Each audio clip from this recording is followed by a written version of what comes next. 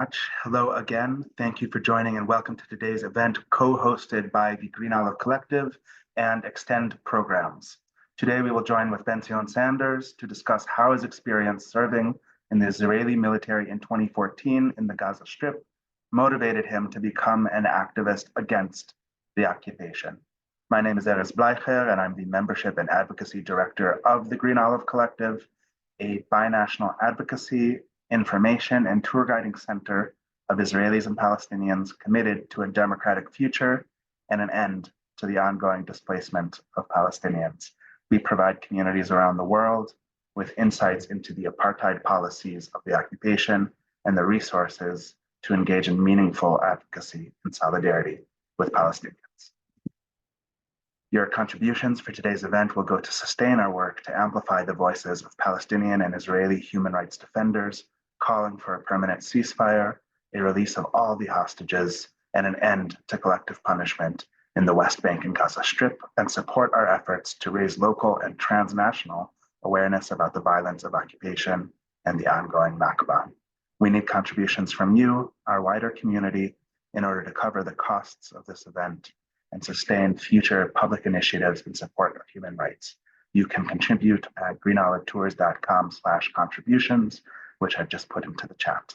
We will donate 10% of all proceeds from today's event to the Palestine Children's Relief Fund, a humanitarian organization providing emergency medical relief and life-saving care in Gaza as we speak, and to the Human Rights Defenders Fund, HRDF, which provides free legal counsel to nonviolent Palestinian civil resistors working against the expropriation of Palestinian land in Area C of the West Bank.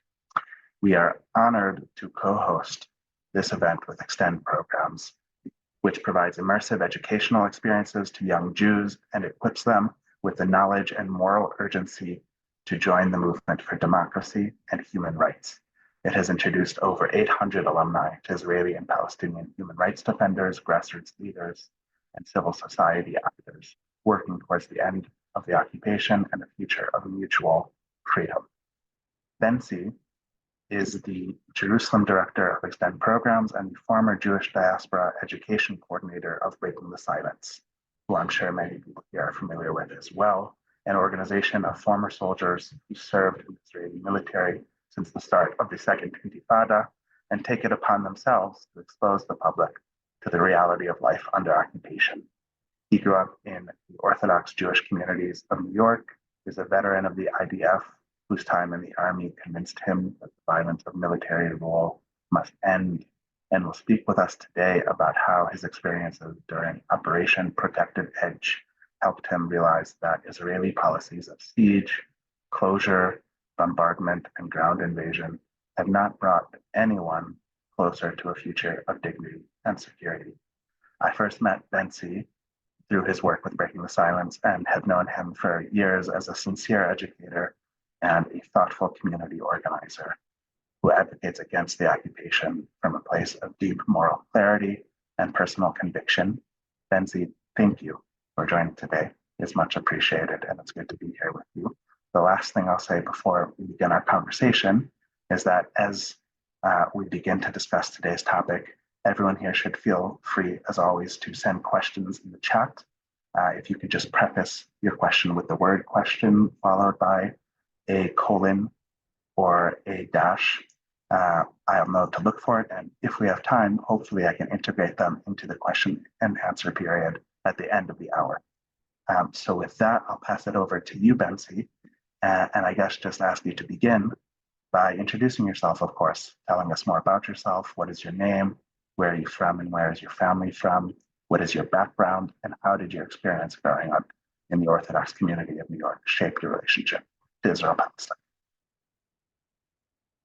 You should be able to unmute. Thank you, Erez, for that introduction. And I'm honored to be joined. So glad to see so many different people from all over the world. So as Erez mentioned, my name is Benzi Sanders, and I have been active with Breaking the Silence and more recently with Extend. And a little bit about how I got to this work. I grew up in New York City on the Lower East Side in a modern Orthodox community. And as I think most people who grow up within an institutional Jewish community, Israel was part of my upbringing. I always went to the Israel Day Parade on Fifth Avenue every year. I knew I had many relatives in Israel, and it wasn't something that I was particularly passionate about Israel growing up, but I knew it was like a place where I had lots of relatives, place that was important. I grew up in New York City in the shadow of 9/11. I was 10 years old. I grew up in downtown Manhattan. And I was very much swept up with a lot of, um, the kind of hateful, what I now know as Islamophobic rhetoric, uh, disguised as a war on terror. And that's kind of how I just assumed, I just kind of viewed Israel in that framework of Israel is this country that loves freedom, and there's terrorism, and they're fighting against terrorism the same way the US is fighting against terrorism all over the world.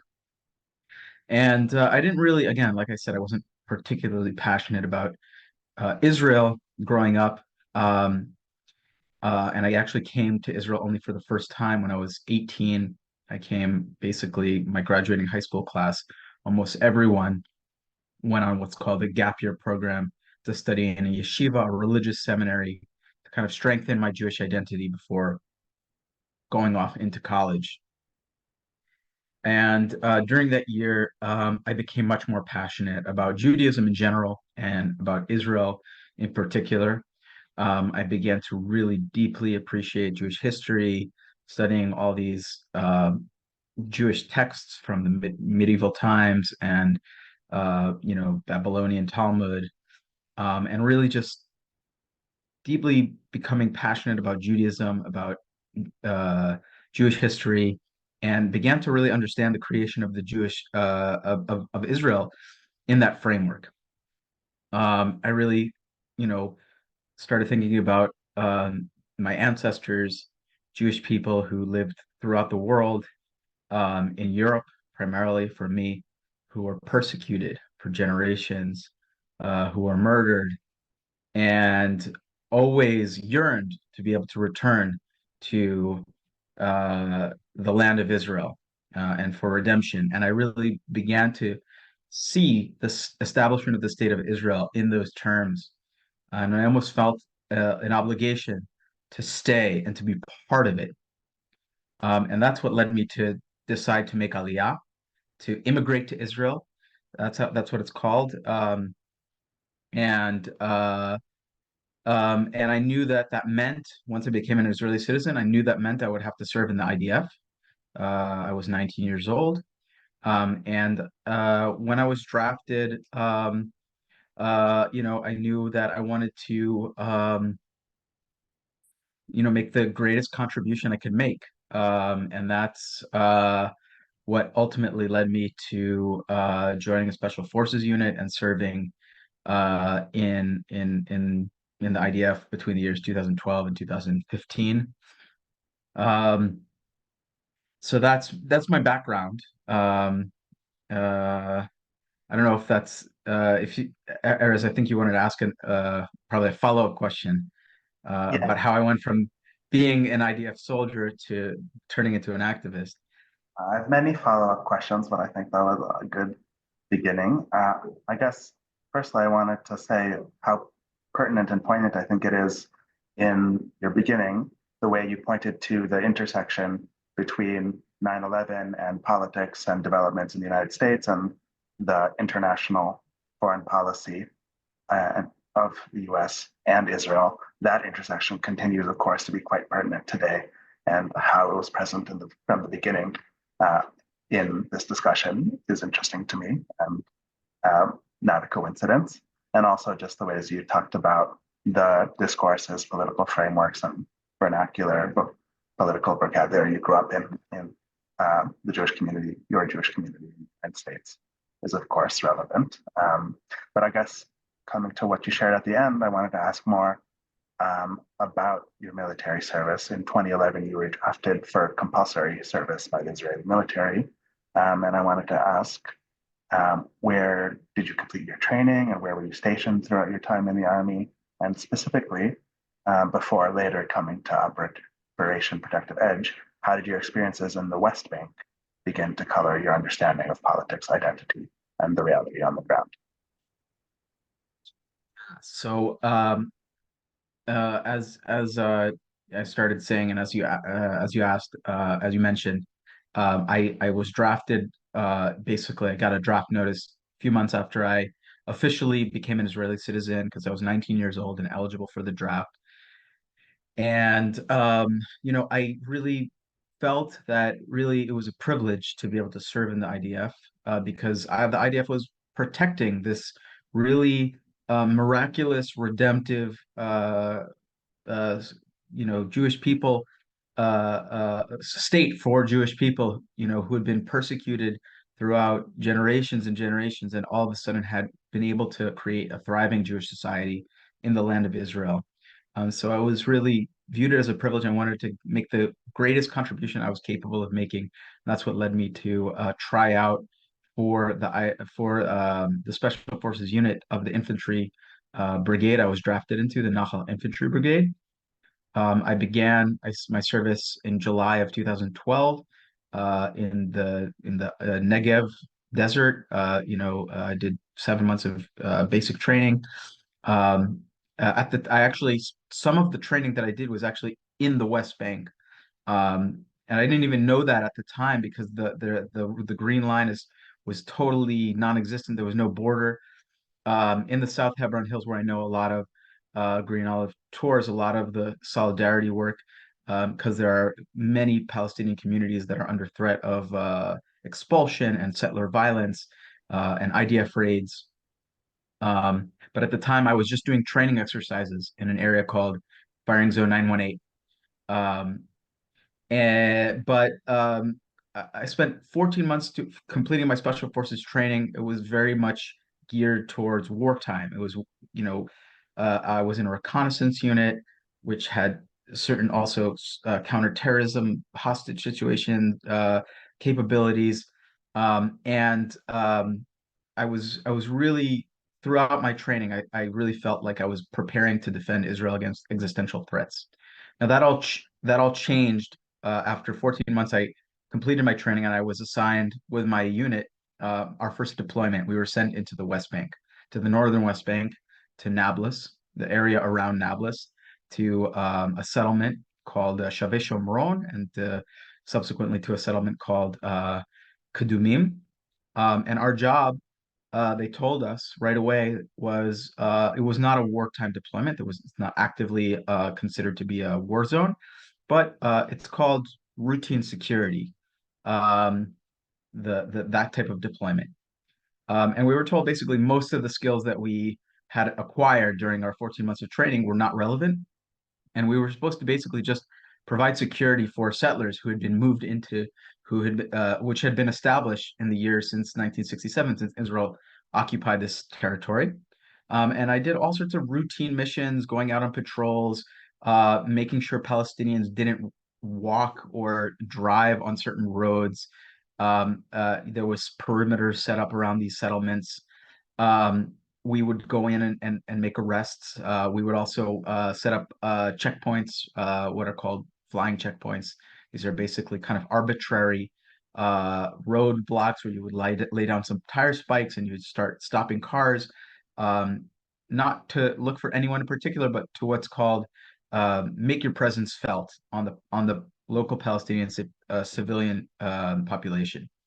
And this experience of for being deployed for many long months in the West Bank kind of already started causing me to ask some questions about what exactly it was that I was doing. Because again, I had really seen the IDF, my service in the IDF, as this opportunity to protect the Jewish people living in Israel, or the state of Israel, and all of its citizens from some existential threat. But I found myself in these in and around these settlements, which were slowly encroaching on the villages around them. And I began to understand the kind of complexity of the reality there, that the Palestinians who live in these villages have no representation in the Israeli government. There's no plan for them to ever have representation in the Israeli government. I was just this occupying military force who was controlling their lives, making sure that the settlements were able to kind of live and expand. And I began to realize that this wasn't about existential threats or security, but rather kind of this expansionist project, that I was really repressing the local population, um, and that it already during those 8 months, in the end of 2013 to the summer of 2014, had already kind of been a beginning of a process of disillusionment. Thanks, Nancy. And thank you for speaking so candidly about all of this, of course. Um, and wait, I had something I wanted to point out that I thought was really important in what you said, but I lost my thought. I guess I just wanted to say how much um, I think it's important for people to remember what you started with, that a lot of the times soldiers are 18 and 19 years old and they're not given the context of where they are. Also, for myself, doing solidarity work and accompaniment in the South Urban Hills in Masafa Yatta, I've spoken to soldiers and they don't know they're in the West Bank. They don't know what firing zone 918 is. I've always actually wondered what it is, how they're briefed on their assignments and the context they're in.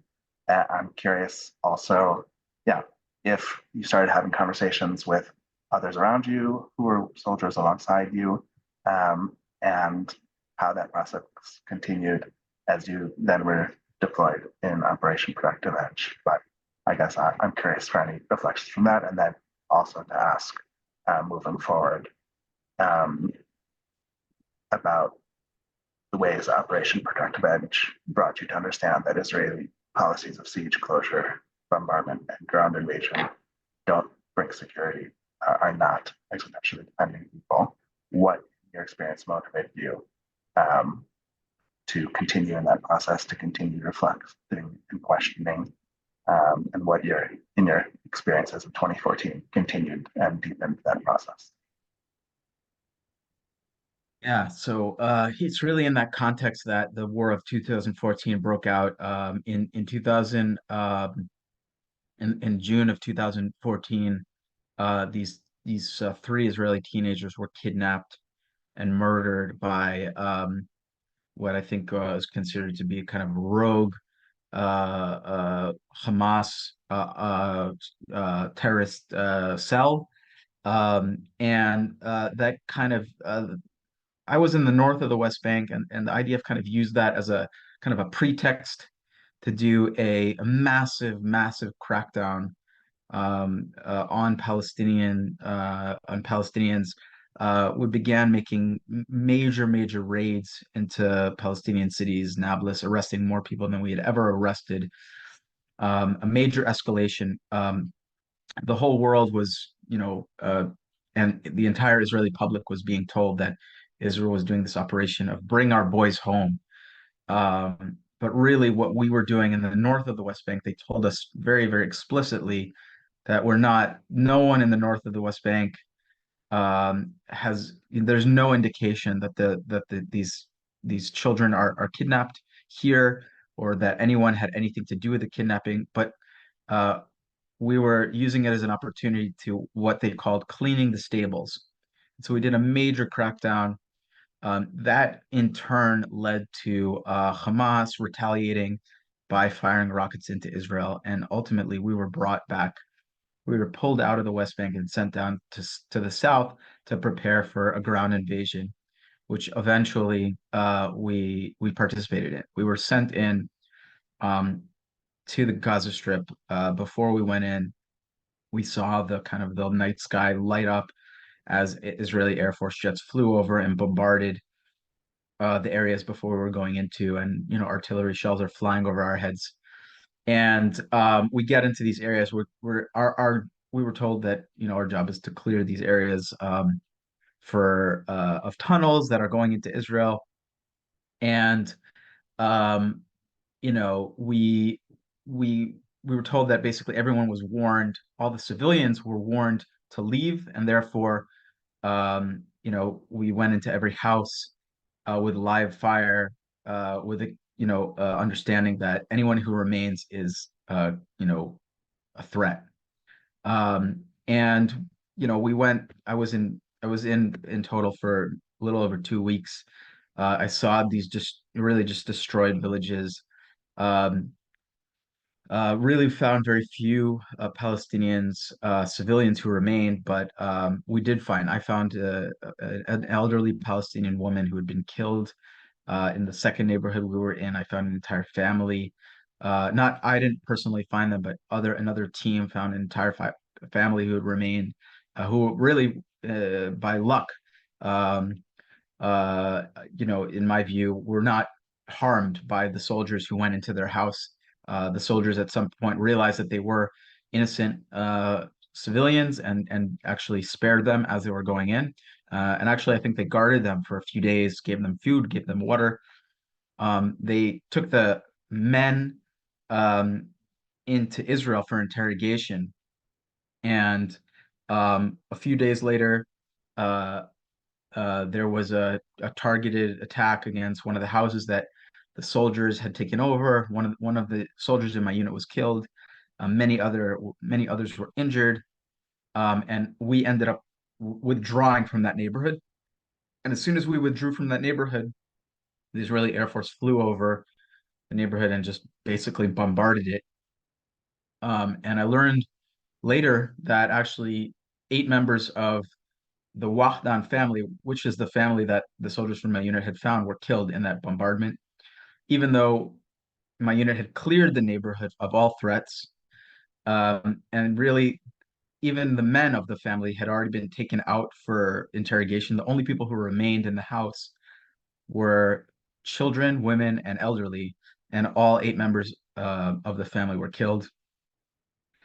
And I remember kind of coming out of that war and thinking to myself, these are things that I also was thinking about while I was actually fighting. Like, what are we doing this all for? This is obviously every day we would hear about additional soldiers who were killed. I obviously saw the enormous destruction that was wrought on the civilian residential neighborhoods that we were in, and I began to really ask myself, what was the goal? What did we accomplish? Um, I know we were sent to fight Hamas, but what I began to see as the months went by and the years went by, even, and reflect on the experience, what I realized was that Hamas wasn't defeated. Hamas only got stronger. Not only did Hamas get stronger, Israeli government, their official and policy was to bolster Hamas in order to divide the Palestinian leadership because they wanted to continue their policy of annexation. And I also realized that I was in these houses of these civilians, of these Palestinian civilians, and I saw the death and destruction that was wrought against them. And I realized that this was a horrible suffering that we caused on them. And what are we doing to prevent that from happening again? And I realized that no one was talking about that. It really bothered me. I wanted people to understand that there was an enormous amount of suffering and death on the Palestinian side, and that we needed to work towards a sustainable solution and to avoid this. And that's kind of what pushed me towards becoming an activist and speaking out about my experience and about and trying to convince people to shift their approach.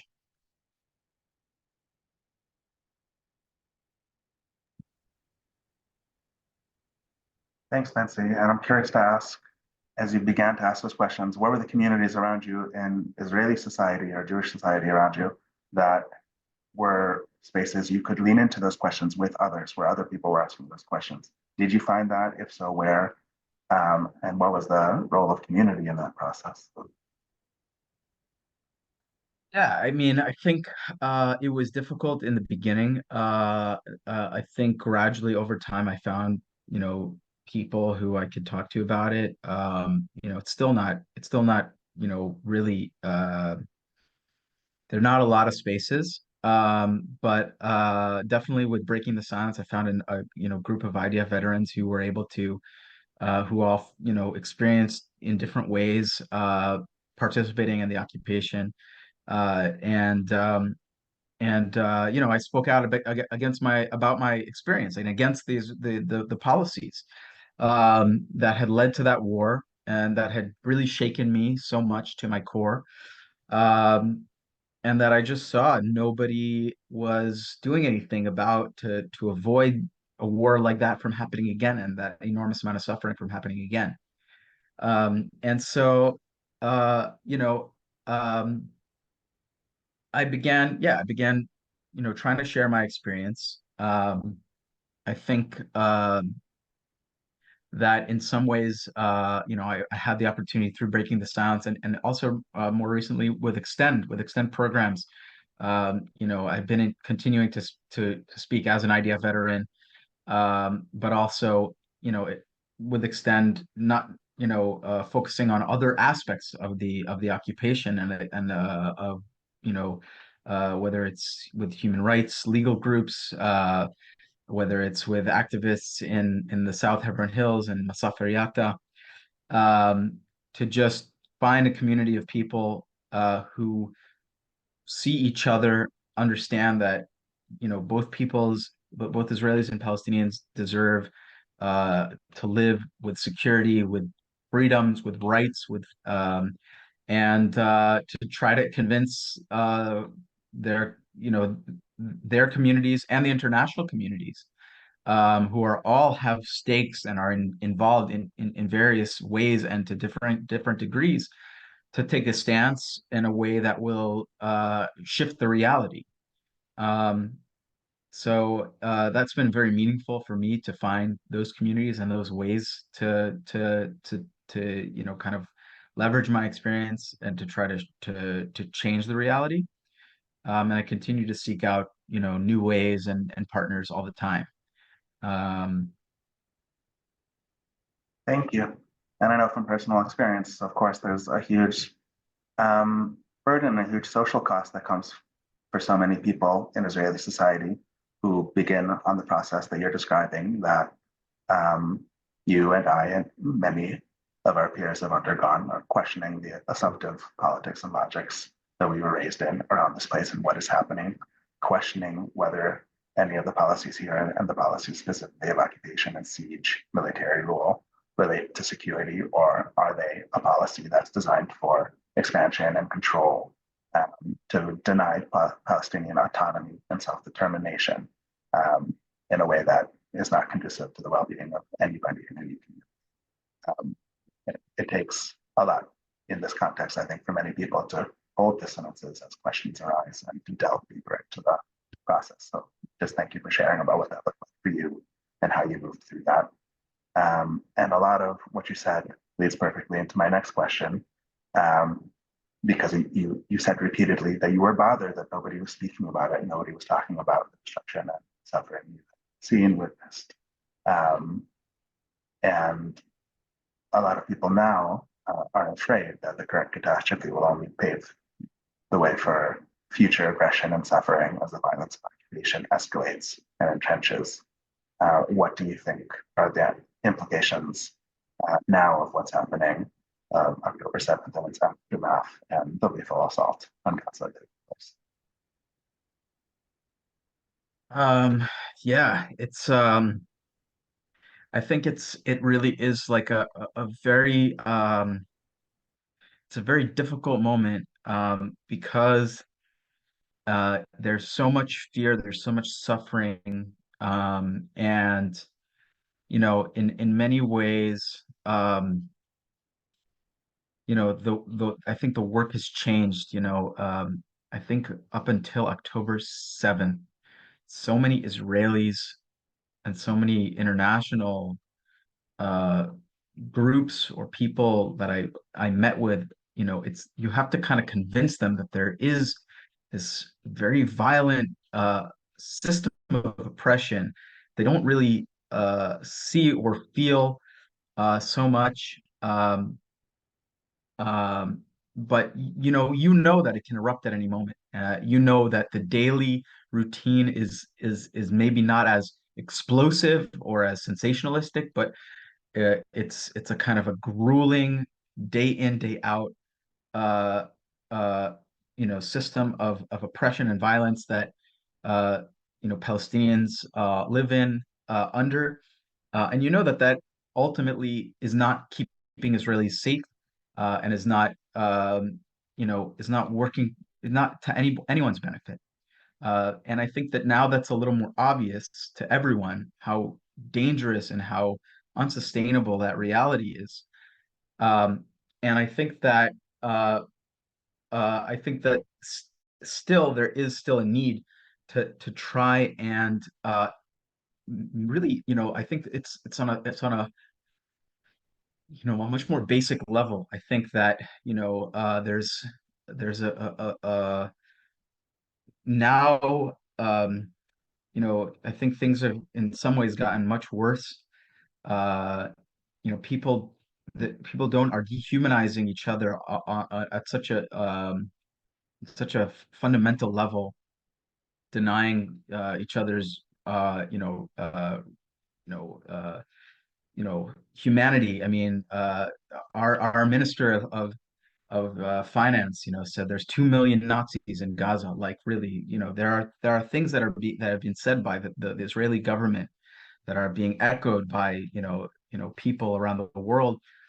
Really portraying all Palestinians as if they were the Hamas fighters who carried out these massacres. Um, and I think that what I know and what I think about and I reflect on now, being in these having been inside Gaza and fighting house to house, being, going into people's houses, seeing their lives being destroyed, seeing these neighborhoods being bombarded up close. I mean, everyone sees it on the news. I mean, these images, every time I see them, it reminds me of my experience.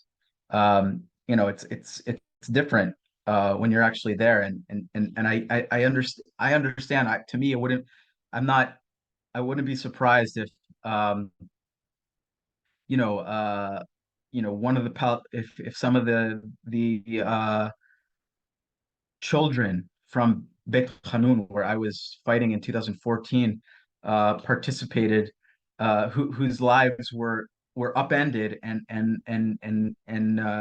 whose homes were demolished, whose neighbors were killed, or maybe their family members were killed. I actually know for a fact, this is a widely reported thing that Hamas goes and recruits fighters from the bereaved families of people um, who lost loved ones during Israeli airstrikes. And so, I would absolutely not be surprised if a child in the neighborhood, the destroyed neighborhood that I was in, who was maybe 12 years old in 2014, participated in the massacres, in the Hamas attack in on October 7th. You know, our government is speaking about de-radicalizing Palestinian society. I think that we're doing the exact opposite, causing so much destruction and suffering and these bombardment, and even beforehand the horrific humanitarian conditions and the suffering, and not even having water to drink and not having electricity during the brutal summer, heat. These are things that are contributing to a radicalization and contributing to hatred to grow. And I think that that's something, just understanding that the people in Gaza, the Palestinians in Gaza, are human beings, is something that we need to it's for maybe many people on this call, it's so obvious, but we're at a time that there's so much incitement and demonization and dehumanization. I think that just making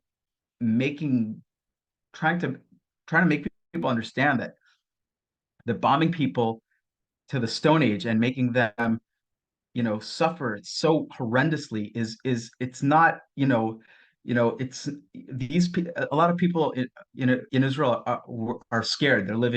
They feel like it's still October 7th. They feel like it could happen again, and therefore they're willing to do anything to prevent it from happening again. But you have to tell these people, this is what I'm trying to do to everyone I speak with, is that this is not keeping us safe. This is not going to prevent it from happening again. Making the Palestinians suffer, they're literally suffering what we suffered on October 7th every week.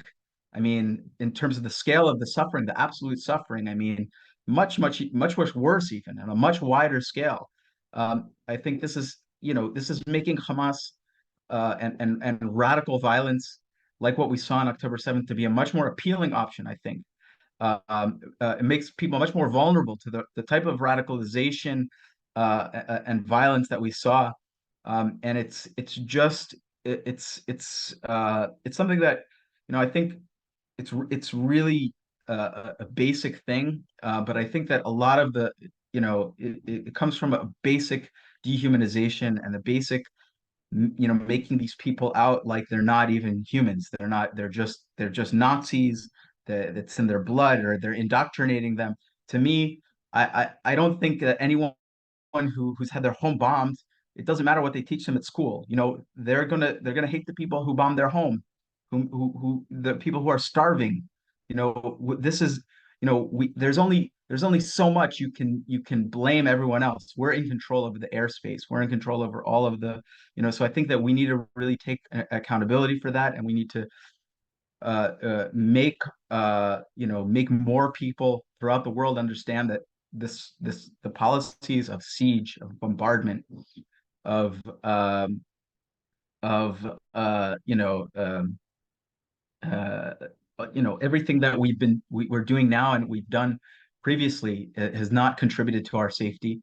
And I hope that as time goes on, it will be easier to let people question some of their fundamental assumptions and go towards a more sustainable, peaceful, and future where everyone has the rights to live in freedom and dignity beside each other. Bezrat Hashem and inshallah.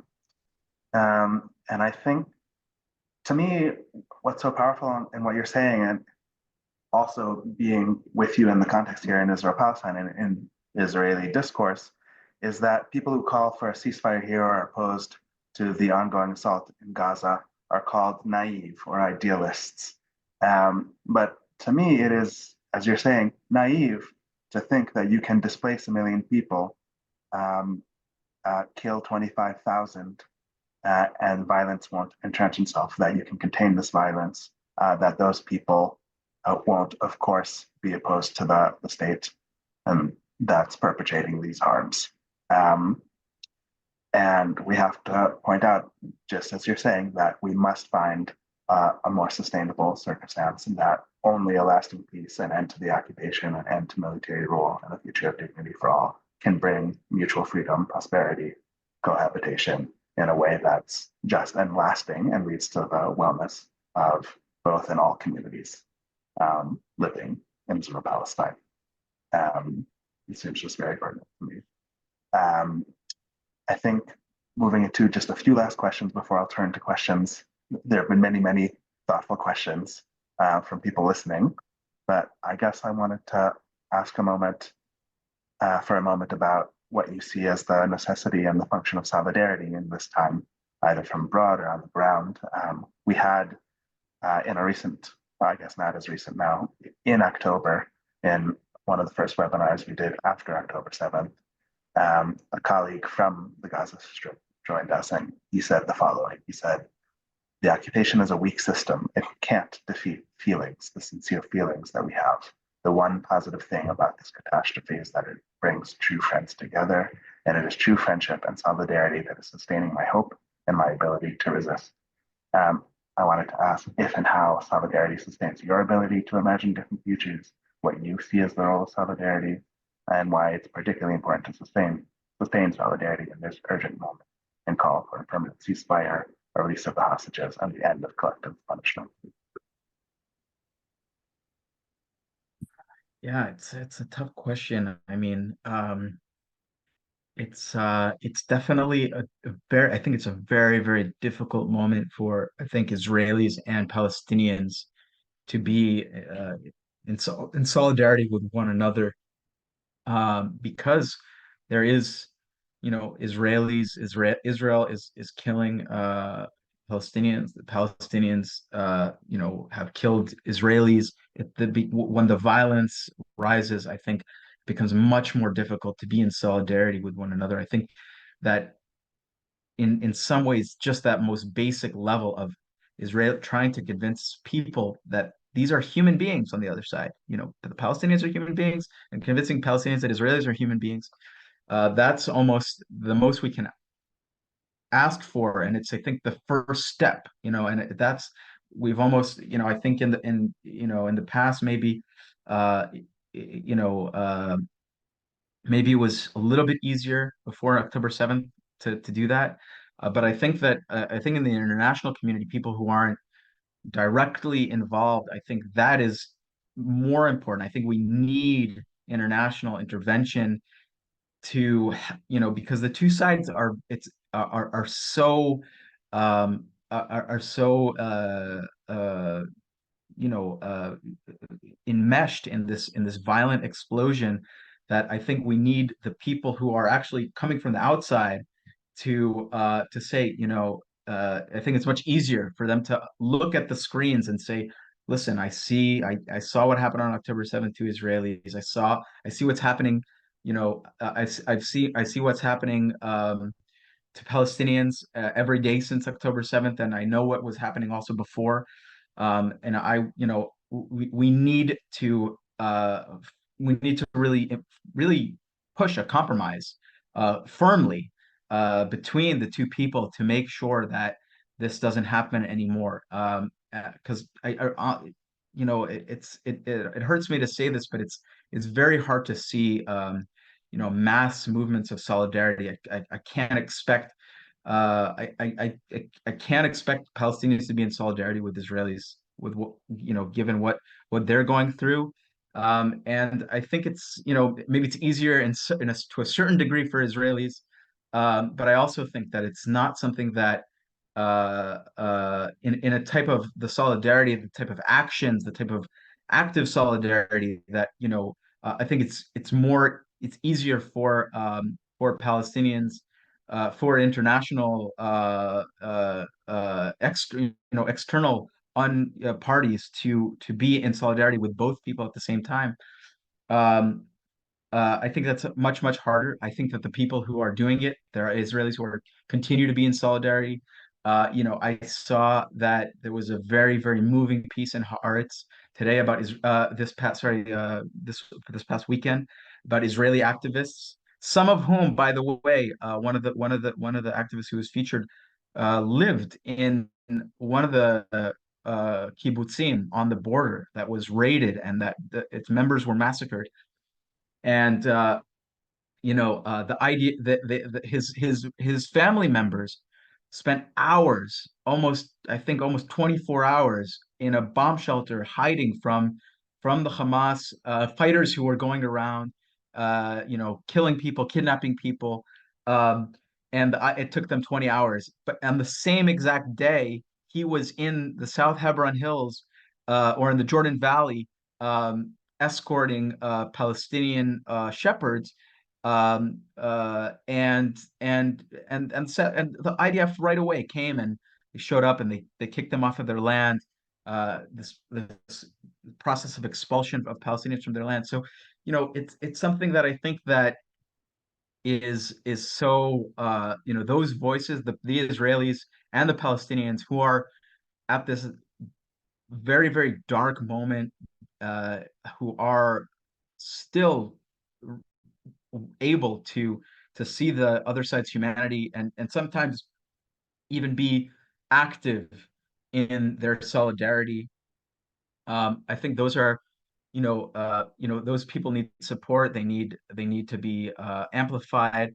Um, uh, but I think that we need to meet people where they're at and understand that there's a lot of there's a lot of very, very deep trauma and very deep pain and very, very deep hatred that is being spread amongst both peoples right now, and the solidarity has to, you know, we have to basically, kind of remember that just convincing people that Palestinians are human beings and just convincing people that Israelis are human beings is I think sometimes what needs to be done. Um, uh, and it's you have I feel like at this moment it's important to remind ourselves, because otherwise you can really lose hope and despair, given how much hatred and how much uh, uh, incitement to violence is being spread um, on all sides right now. Thanks, Nancy. And I think that's a perfect segue to my last question before I turn to one or two with the time we have left from participants here. Um, I hadn't. I saw that that article was published about people doing protective presence and accompanying work in the South Urban Hills, and I haven't had a chance to read it yet. Of course, I've known you as a partner in that work for a long time, and like you, I'm very grateful to be part of communities and for the communities here that are insisting on partnership in the context and framework of shared opposition to the ongoing Nakba, doing that work and opposing military rule from a place of grounded commitment to each other and to each other's futures and presence is what's needed. And I'm grateful to be part of the cohort of people I know to be doing that work in this moment, particularly. Which brings me to my last question, which is just to ask you what motivates you in this time to continue speaking with people like this in forums such as this and many others. I know you've been on many news channels and programs in the last months, speaking out and speaking about the ways your experience shape your perspective about what needs to happen and the common future that needs to be built, which massacre and occupation end. Um, and it takes vulnerability now to do this work and to speak and share in public forums like you're doing. What gives you that motivation? Who or what continues to inspire your advocacy and call for a democratic future? And going back to the beginnings, as a person who grew up and I know to still have a vibrant commitment and relationship to Jewish practice, thought, ethics, philosophy. What are Jewish principles, values, and commitments that are motivating you and you think should guide us now? What Jewish ethical commitments guide you and inform your advocacy and your vision of justice? Yeah. So for me, and I think this is really the foundational Jewish experience in the people of the children of Israel uh, were taken out of Egypt, out of bondage.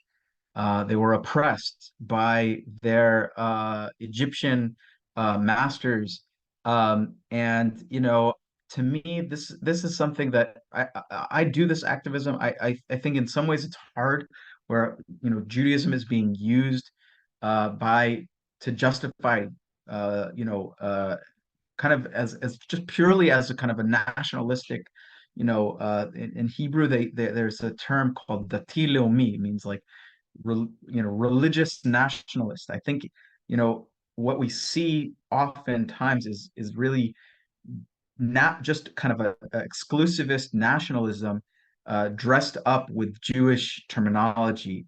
But to me, Judaism is really about that core experience, and that's one of the things that really guides me and motivates me to keep doing this work. Is this understanding that is repeated throughout the Torah and throughout Jewish tradition, that you cannot oppress the weak, and you cannot the orphan, the widow, the stranger, because you know what it was like to be a stranger and to be oppressed, um, as the children of Israel were in Egypt.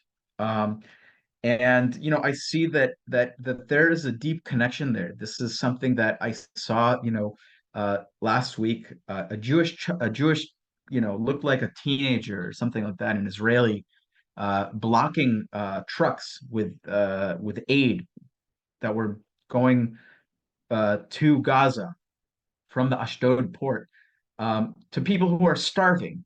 And there was an Arab truck driver, an Israeli citizen, Palestinian Israeli citizen, and the Israeli teenager says, I'm the master and you are the slave. So to me, there's no greater perversion of Jewish values to to justify the oppression and the subjugation, really, of Palestinians who are living under military occupation right now. At the end of the day, like I have been saying this, that I think that it's really crucial that that people understand on each side that Israelis are humans and that Palestinians are humans. But of course, the reality is that we have much more power and therefore much more accountability and responsibility and ability to affect the reality on the Israeli side, of course. And I think that my Judaism and the Jewish values that my ancestors have transmitted for thousands of years and held on to and passed on to me, uh, uh, is what still motivates me today to speak out against the Israeli government's policies that we talked about that have caused so much suffering. Um, and of course, I hope that the new generation of Israelis and Palestinians can grow up in a reality where this isn't what is being done, and especially not being done in the name of Judaism, which I continue to hold on to and to cherish and to try to really uh, hope that a more authentic version of it is implemented in this land. So you know that's kind of where one of the things that is keeping me going despite all the difficulties and all the reasons to despair. Thanks, Betsy, and thanks for speaking to the values of liberation and opposition to persecution that animate your and so many people's Jewishness and motivate you and me and many others like us to stand in solidarity with Palestinians, call for a ceasefire, and call for an end to the occupation. Um, we unfortunately don't have so much time. As always, the time moves more quickly than I anticipate. But there was a question from the participants, a few, and there were some repeated ones that I've tried to take note of. So, firstly, someone asked if you're currently in Israel Palestine, and if so, what risks activists and people speaking out have currently when opposing Israeli policy. Maybe you want to take a moment to share about some of the risks and censure that's taking place. Of course, there are differential risks for Palestinians and Jewish Israelis, but do you want to talk a little bit about some of the things we're seeing?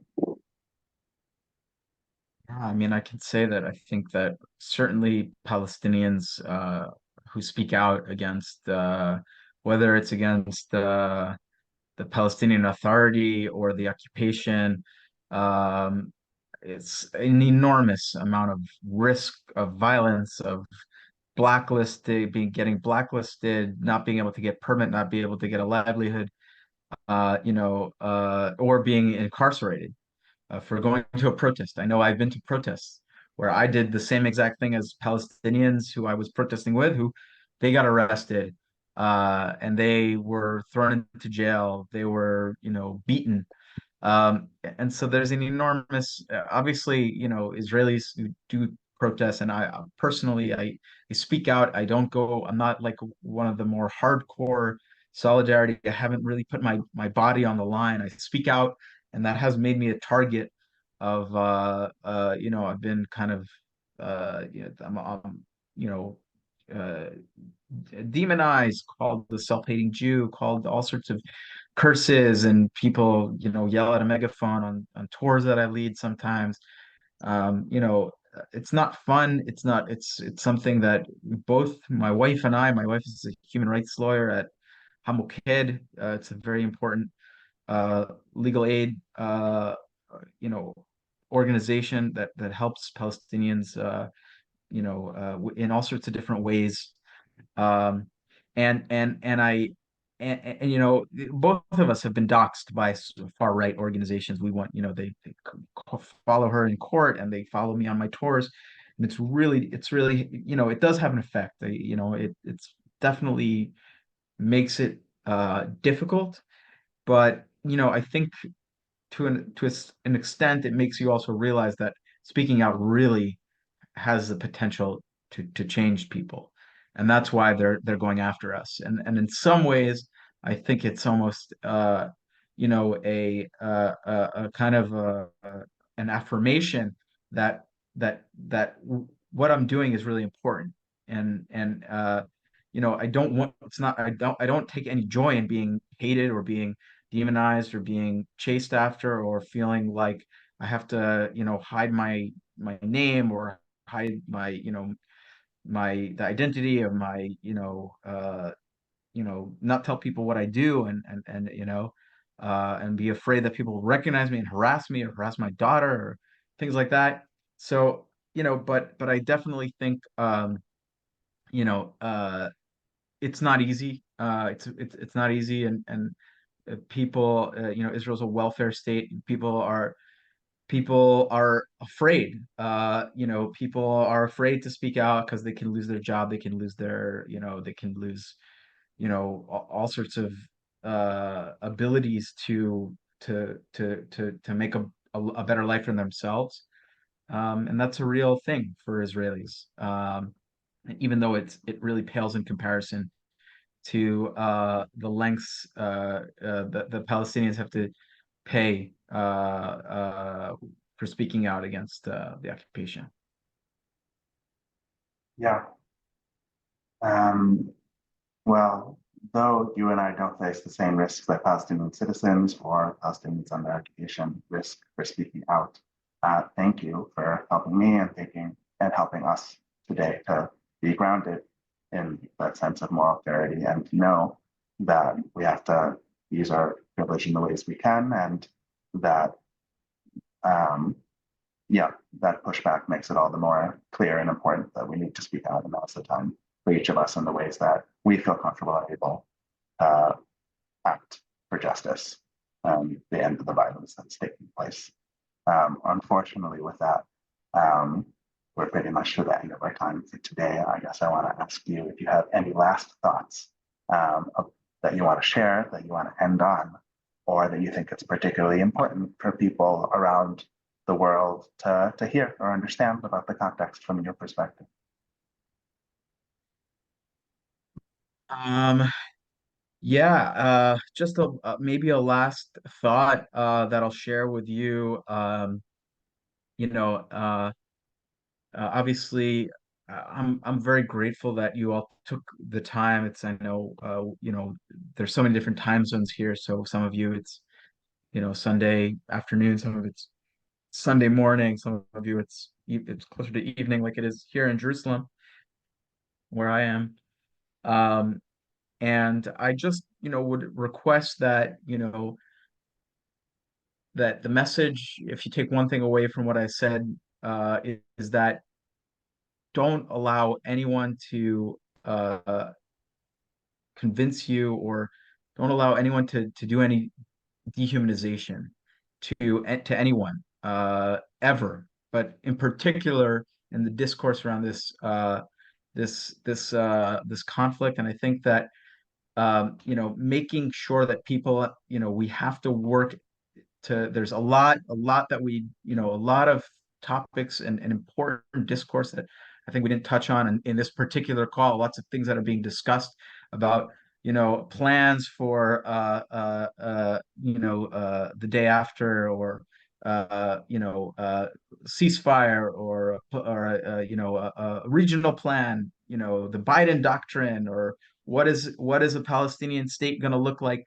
I think that the most important thing that you have to test yourself when you're looking at these plans and discussions and proposals and discourse is that we must not dehumanize anyone, and we must also, when you talk to Israelis or you talk to people who are, or you talk to anyone who's has an opinion, and I think the most crucial thing right now is to honestly to talk to people who think that they're doing a good thing by supporting this war or not taking a firm stance against this war, is to try to really just break down that dehumanization that I think is at the core of what perpetuates this violence. Um, and try to point to a way forward where everyone is treated with the dignity uh, and the humanity that I think ultimately is the only way for us to be secure. So that's really all that I'll end with. Thanks again, Eris, for inviting me to speak, and thank you all for joining me. And please, would love to be in touch. Would love for all of you to support Green Olive Collective and to extend programs. Um, and I'm really grateful for all of this. We're grateful to you, Betsy. Thank you for maintaining a vision of justice that holds the sanctity and inherent value and worth of all people, and calling for a political future that honors everyone's inherent worth and doesn't create safety for one group at the expense of another. Really immeasurable thanks for joining us in this time. And also thanks to each of you here who joined from around the world and join regularly to hear directly from activists on the ground. As I mentioned at the start, we depend on contributions from you, our wider community, to cover the cost of our events, to sustain our work combating occupation, to fundamentally shift the landscape of discourse around Israel-Palestine, to advance an expansive and robust vision of justice, and to raise local and transnational awareness about the violence of military rule and the ongoing Nakba. You can contribute at greenolivetours.com/contributions, which I put into the chat again. And I see that Sam has placed a link where you can support Extend. Your contributions will allow us to sustain global campaigns encouraging people around the world to take action in 2024. They will allow us to sustain our material support for communities facing displacement in Area C, to sustain a robust infrastructure for solidarity, advocacy, and action. The Green Olive Collective is also hosting 3 solidarity missions in 2024, advancing empathy, solidarity across borders, and a democratic future. Our first mission is at the end of this month, and registration is still open. We would love for a few more to join. So if you or someone you think is interested, please do share. Anyone who is interested can learn more at the link I will place in the chat momentarily. And also follow us on social media platforms for more information about this and other upcoming events. One moment, and I'll share in the chat.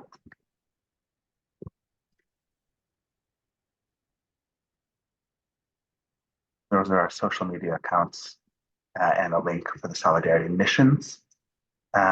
We hope everyone here takes what you heard today from Benzi as a charge towards action in a moment in which we as a global community must do everything we can to demand an immediate ceasefire and a future of equality between all inhabitants of Israel-Palestine. Now is the time to write your elected officials, sign petitions, demonstrate, attend town halls, disrupt meetings, act in civil disobedience, share what you learned today with your peers, and do all we can to amplify the voices of Palestinians and Israelis calling for a lasting peace, equality, and universal right to home and safety. We hope everyone here has good and peaceful days, and we send all our support to all of you around the world calling for justice. We will send a recording of this event, as always, in the coming days to everyone here and everyone who registered. Much thanks, and have wonderful days. Thanks again to you, Benzi, and to Extend, and we hope to see everyone here soon. Have a wonderful day.